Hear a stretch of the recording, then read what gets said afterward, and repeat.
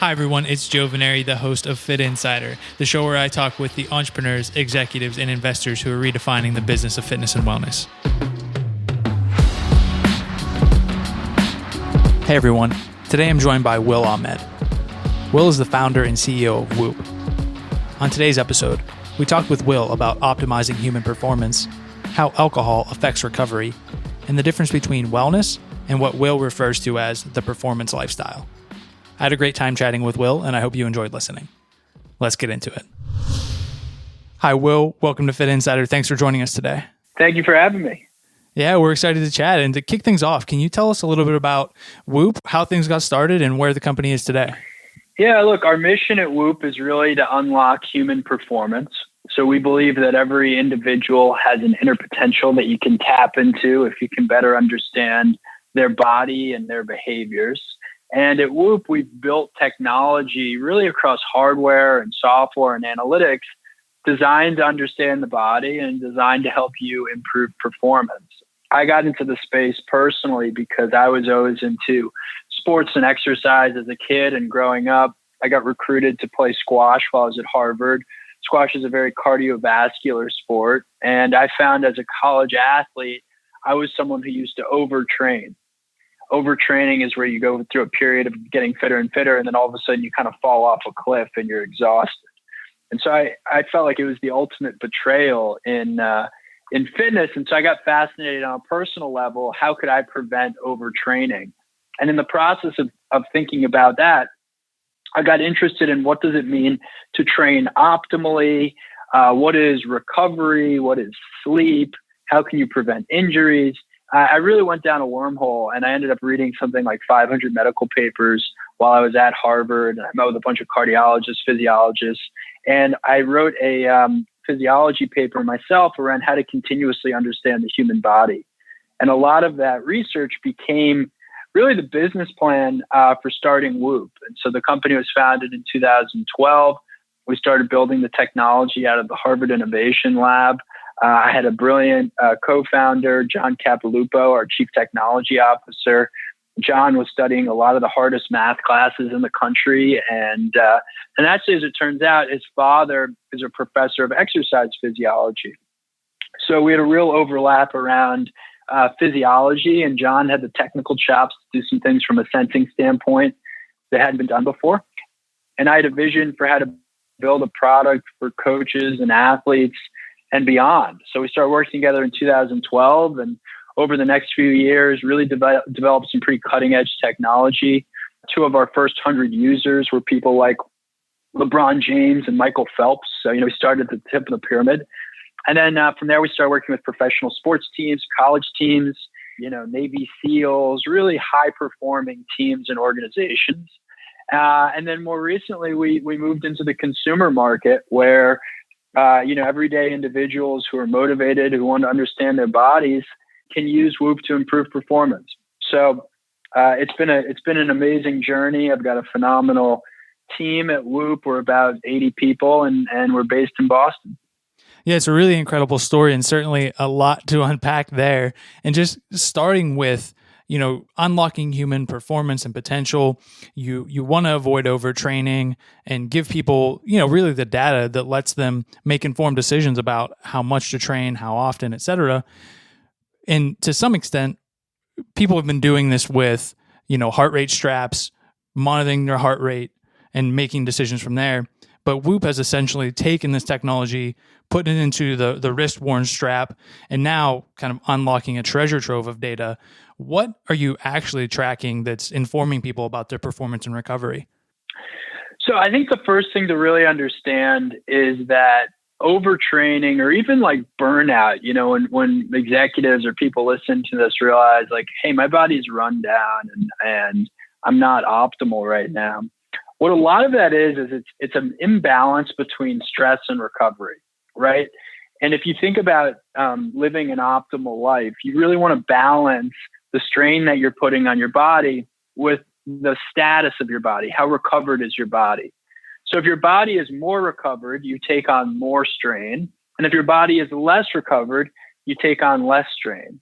And, what you see with athletes and even just high performing individuals is they'll be taking on lots of strain on their body. However, their body won't be recovered. And over time, that leads to overtraining or injury or burnout. And none of that's good. So this idea of being able to measure recovery is really fundamental. And I think it's probably the most important thing that Whoop has brought to the market, either for the best athletes in the world or for people who are high performing individuals who want to understand their bodies. How recovered are you today? How ready are you to perform? And in order to understand that, Whoop measures a few things really accurately. One, we measure everything about your heart rate variability. Heart rate variability is this lens into your autonomic nervous system. And it happens to be a really, really important way to understand how restored is your body. The other thing that we do really well is we measure sleep. So we measure the quality of sleep, disturbances, how much time you spend in periods like slow wave sleep, REM sleep, which is really the period of time where your body gets the most benefit from sleep. And then the last thing we look at is your resting heart rate, which can indicate all sorts of things about how stressed you are, how recovered you are. So by looking at heart rate variability, sleep, and resting heart rate, we've created an algorithm from 0 to 100% red, yellow, green. How prepared is your body to go today? And that red, yellow, green, talking about recovery, and you mentioned one of the most important things that you've developed. I think Whoop has changed the conversation around performance to recovery and not just max effort. You know, a lot of the things that I see when Whoop really started to get on my radar beyond, you know, just the athletes who are using it and wearing it was people sharing screenshots of their sleep and of their recovery score on Instagram to say, like, this is how recovered I am. So almost bragging about how recovered they were versus how hard they worked the previous day. Is that something that's even kind of like made sense to you yet? Or was that the intention from the get-go? Yeah, look, I think this concept of how ready you are to go today is pretty fundamental and pretty sticky. And I think what's also powerful about the Whoop analysis is that it doesn't always correlate directly with how you feel, right? Like there's secrets that your body is trying to tell you that Whoop is now able to measure. And those data points are better at predicting your level of performance than just your own intuition often. So, you know, there's certain days, obviously, if you feel sick or you feel hungover, that's a little bit easier to tap into. But a lot of the time, you don't really know. And so that's been probably one of the most interesting things is just this realization that feelings are largely overrated, especially in the morning. You know, in the morning, Whoop is able to give you this score that ends up being quite predictive for how you're going to feel the rest of the day and how you're going to perform. Whereas your feelings that morning are probably not going to correlate very closely with that. And so that's a pretty amazing moment. And whenever you grow to trust a data source more than your own intuition, it becomes sticky. And I think that's why you see so many people sharing it and talking about it, because there's a real fascination around it. Yeah, I think that's more intuitive, especially for an athlete who has to monitor their body that way and probably has coaches and, you know, a sports medicine team that's helping them do that. When it comes to the consumer market, a lot of what a wearable is perceived to be is a fitness tracker, an activity tracker. You want to hit your 10,000 steps. You want to get your heart rate up. Has there been, and does there continue to be a lot of education that has to go into onboarding somebody to understand what the Whoop ecosystem provides to them versus maybe like a regular fitness tracker or wearable? Well, I think Whoop is unique in that it's designed to try to live a step ahead of you. You know, you wake up in the morning with a recovery score, and that score is really telling you how much strain you should put on the day. So if you have a high recovery, it tells you to take on more strain. If you have a low recovery, it tells you to take on less strain. It may even recommend which activities to do. And then over the course of the day, you accumulate strain, and Whoop measures that automatically. And at the end of the day, we look at the strain you've accumulated, and we look at who you are, and we tell you how much sleep you need before you go to bed to recover for tomorrow. And then you wake up and you get a new recovery, and the whole thing starts over. So that I think as a cycle is quite powerful and pretty different than other products on the market, you know. And that's something that people, I think, understand pretty quickly when they start using it, because they realize that Whoop's telling them what to do, not just telling them what happened. when it comes to step counting, I think that's largely being proven to be an irrelevant metric. Definitely. You're seeing people really moving away from that, and I think for good reason. It doesn't actually tell you what you've done to your body. It's really just a crude measurement of how much you've moved your arm, and so I think people are largely skeptical of steps at this point. The last thing I'll say, and you mentioned athletes actually being intuitive around this. A lot of athletes aren't. Like, that's what I think has been so interesting in building Whoop is we've worked with literally the best athletes in the world, and they're as susceptible to overtraining as an executive listening to this is susceptible to burning out.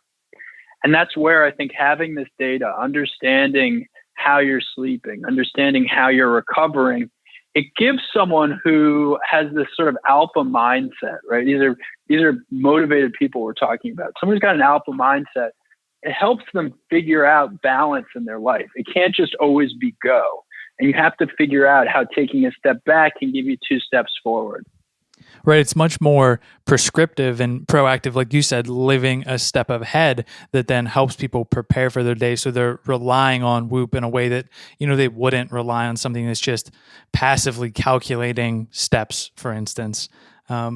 With that part in mind, how has that played into the business model? I know at this point, it's basically when you look at the marketing, the strap, the hardware is free. It's the subscription that you're paying for, and it's this information, this access to the ecosystem. How did you kind of think about, or what were the learnings going from selling the hardware to selling the subscription? Well, one interesting phenomenon with Whoop is if you meet someone who's a Whoop member and you ask them to show me your Whoop, the first thing they'll do is take out their phone, right? So the phenomenon is the data. It's not the hardware. And what we've realized over time is that the value we're providing to someone is that analysis of their data every day, every week, every month. And it's our responsibility to keep coming out with new features and new analysis to make that experience invigorating every day. And I think a subscription model better reflects that desire for us as a company. And frankly, it empowers the consumer to ask himself or herself every day, is this company giving me value today? And if we're not, cancel, right? So that's where the subscription came from. It's allowed us to dramatically lower the entry point. Whoop used to be $500 to sign up. Today, you can sign up for as little as $30. And we send you a brand new Whoop Strap 3.0 free in the mail that you get to keep no matter what. So it's a pretty unique business model. It's never been done before, but I think it also reflects the confidence that we have that we've got something special here, and we think we can help you improve your body. That's incredible. Yeah. And it's definitely from the company's perspective, you're incentivized to continue to improve versus passively collecting that upfront payment, whether or not they go on to take the strap off in 3 weeks or 3 years. So I think that's a really great insight there. Thinking about the consumer and, the personalization aspect of it, the subscription, how do you see that data and the interpretation of that data evolving? When I start to look at the fitness industry and you get a variety of at-home, connected fitness, different streaming options on demand, a lot of that is built on delivering results and personalization. Do you also see that same trend in the recovery space? Look, I think you have to deliver results if you're going to be a subscription business. And for us, what gets me so excited every day is listening to customer testimonials where, an individual finally started getting enough sleep and realized how much it improved her mood. Or, a guy who had a PR in his marathon because he finally trained properly for it and didn't overtrain. Or, the person who, we've had some fascinating, the person who figured out how to manage mood swings, bipolar disorder, person who realized they needed to go see a doctor because they had Lyme disease and they couldn't figure out why their recovery was so low. So Whoop is able to tell you a lot of different things, some of which you may not expect to learn. And for us, that's what gets us excited every day is those testimonials where people say, yeah, this thing's changed my life. Definitely. Yeah.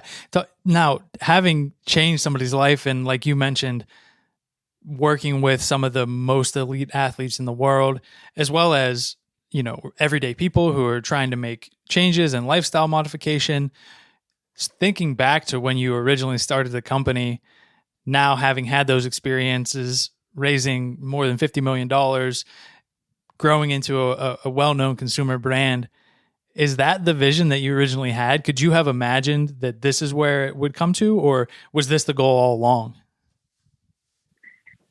Yeah, it's obviously, I'm incredibly grateful for where Whoop is today and the brilliant people that I get to work with and the customers that use our product every day. Incredibly grateful, I think, for all those things. I think in a lot of ways, though, yes, this is where I expected to build the business to, because that was always the mission. We had very ambitious goals from day one, and frankly, I don't know if we would have gotten here if we didn't.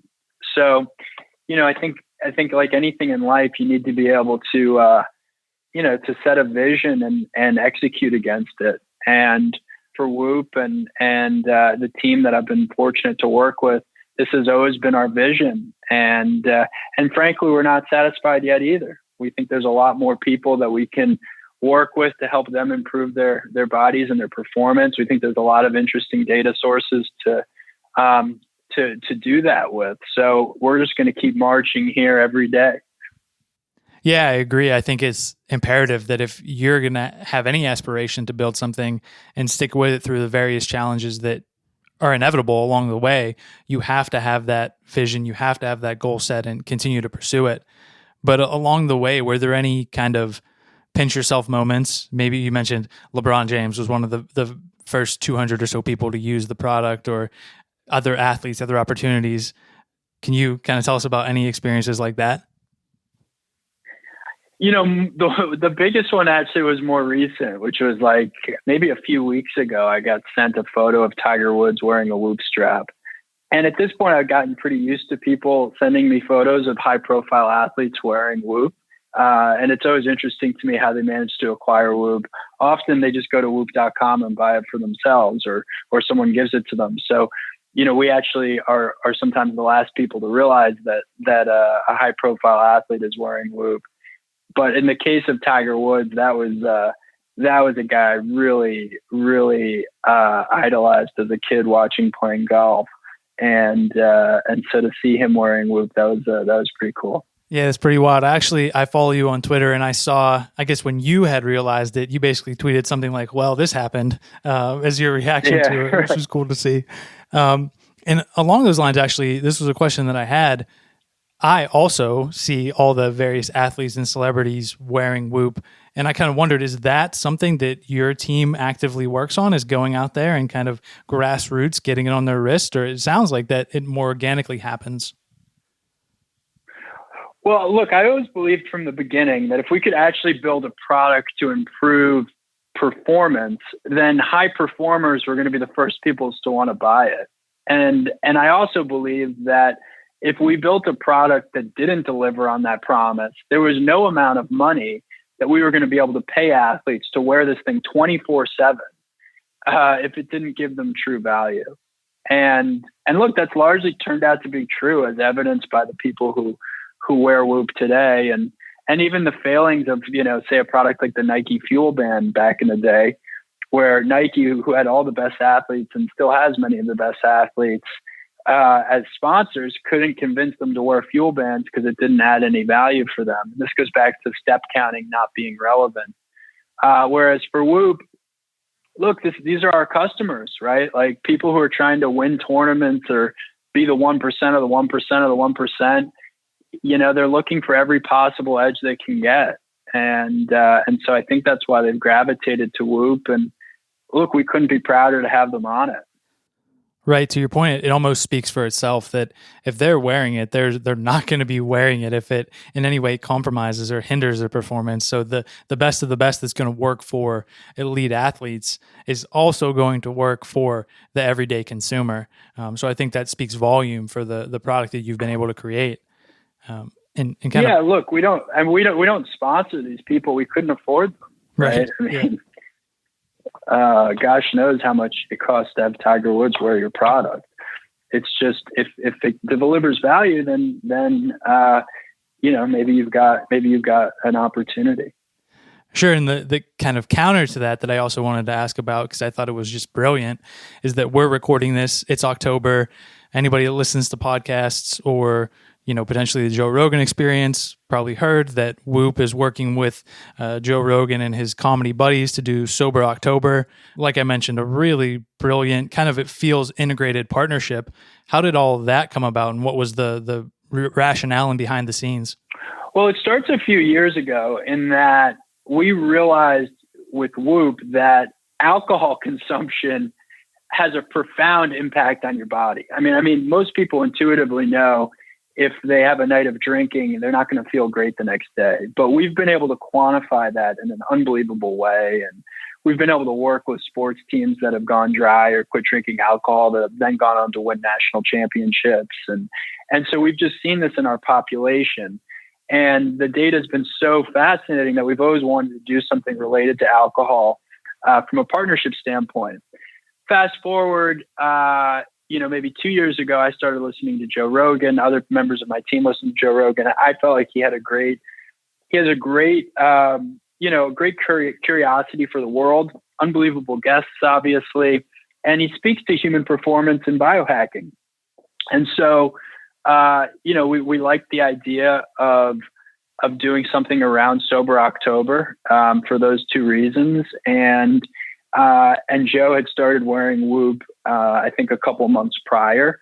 And so the stars aligned, and we're proud to be working with Joe and his friends this month. Yeah, it's really great. And looking at the kind of scoreboard or dashboard that they have, and one of the things that has actually come up that I guess while I have you, is it kind of in the future, Will Ahmed, the CEO of Whoop, on the Joe Rogan Experience, kind of talking about the whole strap? Is that something we can look forward to? If the stars align, I'd love to go on his show. I think he's a brilliant interviewer, and I would certainly enjoy it. Yeah, definitely. With that being said, one of the things that has come up a couple times, and one of the points that is probably even more relevant when you start to think about more consumers who aren't athletes, don't have a broader support system around them to help them interpret the data, the whole heart rate tracking, quantified self, getting all these various data points, it's difficult to make sense of, and can be, overwhelming, and sometimes go by the wayside if you don't truly understand it. How much thought and effort goes into, interpreting that data, but also helping people make sense of what you are showing them from the algorithm and the data that's collected? I think that's a really good question. And it's certainly a question we ask ourselves every day as a product team. I think that one thing I say a lot is the more data you collect, the less data you actually should be showing to a user. Because you don't want to overwhelm people. And at the end of the day, you only have so much time, and someone only has so much attention. And with Whoop, that's where just the concepts of strain and recovery and sleep came from, where we're taking, 100 megabytes of data on you in a given day, and 5 sensors we're sampling across 100 times a second. And we're rolling that up to 3 numbers. And sure, you can peel back the onion on each one of those numbers and dig deeper and deeper and deeper. Ultimately, though, it's 3 numbers every day. And I think that's where the story starts to get simpler. And, maybe that first few days, that first week, could even be the first few weeks that you're on Whoop, you're just focused on a couple of those numbers. And then over time, you start to think more about, okay, well, what's going into those numbers? Oh, this is how I can influence those numbers. And then you'll realize you're starting to make behavior changes.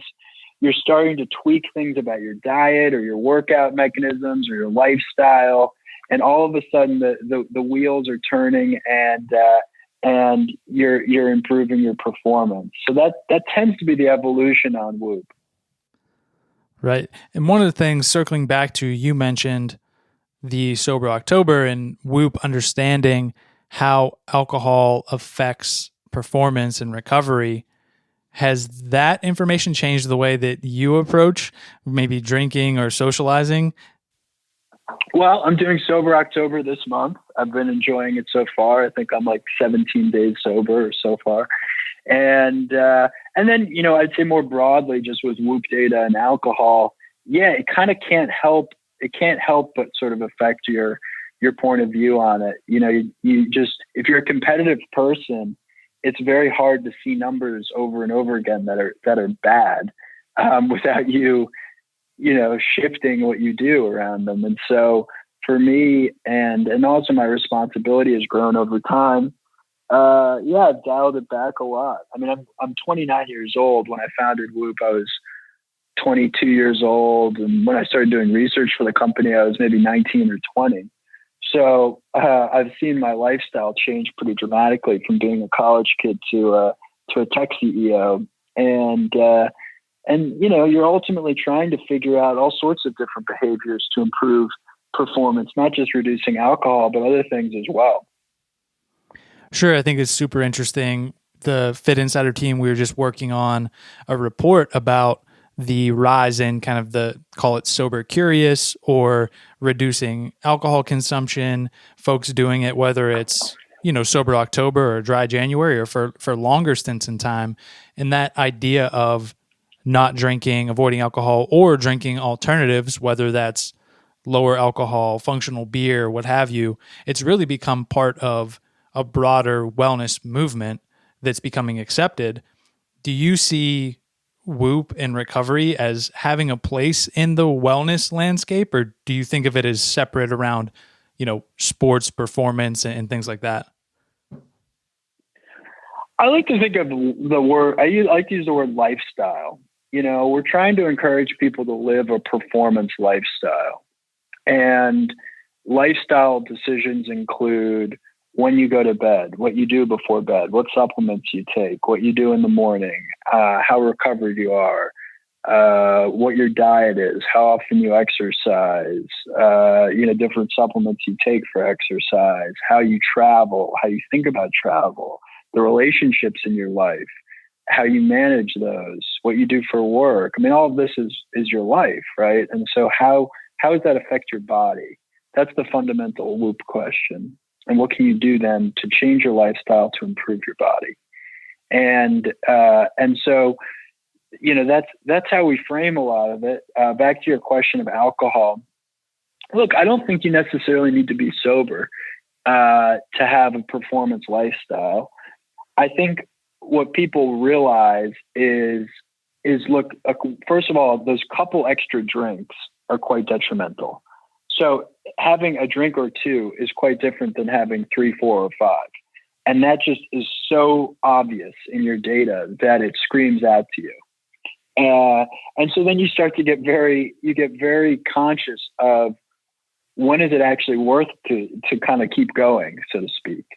And if your best friend's getting married and you're a groomsman or whatever, who am I to say don't live it up? I think it's just you'll recognize how these things affect your body in a more profound way. And we've seen a lot of people cut back the weekday drinking on Whoop and things like that just because they see it in their data. That said, I also have friends who are on Whoop who will drink a few times a week and they're looking at other ways to optimize their bodies. So I think there's a lot of different ways to approach alcohol. But the first thing is probably understanding how it affects your body. Certainly, it's definitely a trade-off. It's not either or, but even just having the understanding of what it all means and how it's impacting you, I think, takes things definitely a step further than, like you mentioned, just waking up the next day and not feeling great and not really understanding why, and then being on the same kind of revolving door over and over again. Well, the thing I'll say is that I think that there is a little bit of messaging, whether it's the dry January or sober October. There is a little bit of more of broader messaging that's like, on or off, so to speak, with alcohol, where it's like either just drink all the time or whenever you want, or, be completely sober. So that's the thing I would just introduce as caution is like, you can find this sort of equilibrium and recognize what does 1, 2, 3, 4 drinks do to your body and what's the difference along that journey.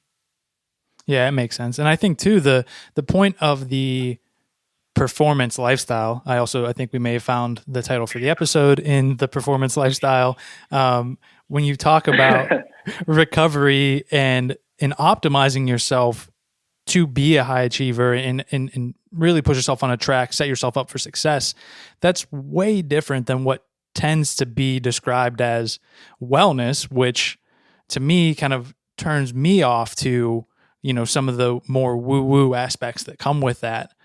So when you think about, the recovery has become a huge business, the performance lifestyle, biohacking, self-optimization, recovery studios, hot and cold temperature protocols, how do you see this performance lifestyle and recovery evolving? I think you can only manage what you measure, right? So if you're trying to figure out, is hot, cold therapy good for me? Or should I take melatonin before I go to sleep? Or should I take magnesium? Or should I be taking protein supplements? Or should I cut back on caffeine? Or should I cut back on alcohol? Like these are sort of the general questions that come up when people start talking about lifestyle improvement. And where I'm proud of Whoop is that we can definitively tell you what's right for you because we provide the measurements around your body. You can see what is 30 days of being a normal person versus sober October where you're not drinking at all, right? And all of a sudden you've just changed one variable and kept everything else the same. How did it change your body, right? And you can do that with all sorts of different things. And so when people say to me, is massage therapy good for you? Is meditation good for you? Is hot, cold therapy good for you? I often say, well, let's measure it. Let's see how it goes. Now, there's certain things that are definitively good or bad, but there's a lot of things that are in the middle. We've worked with athletes that have gone on things like the paleo diet or the keto diet with wildly different results on how it's affected their body. We've seen different supplements for sleep have wildly different results for different individuals. And so whereas things like less alcohol is generally bad and meditating is almost always good, like, there's a lot of stuff else, that's out there that is in this sort of stage of unproven but interesting, right? Like CBD, right? There's so many different products out there. They have all sorts of different levels of ingredients. How do you know what's right for you? And so that's where I think you can only really manage what you measure. Definitely. It makes sense. To that point, and when you start to think about what comes next for Whoop as you continue to grow, is it a matter of using the wrist-worn strap to make more measurements, or is there potentially other, data points and sensors that you can use to build out an even broader data measurement ecosystem? We're going to continue to bring in as many different data sources as we can. Today we ask our users lots of questions about things that are going on in their life. Over time, that'll get even more customized, even more controlled by the user. We're looking at different data integrations with other products. We're expanding what we're doing from a data collection standpoint over time.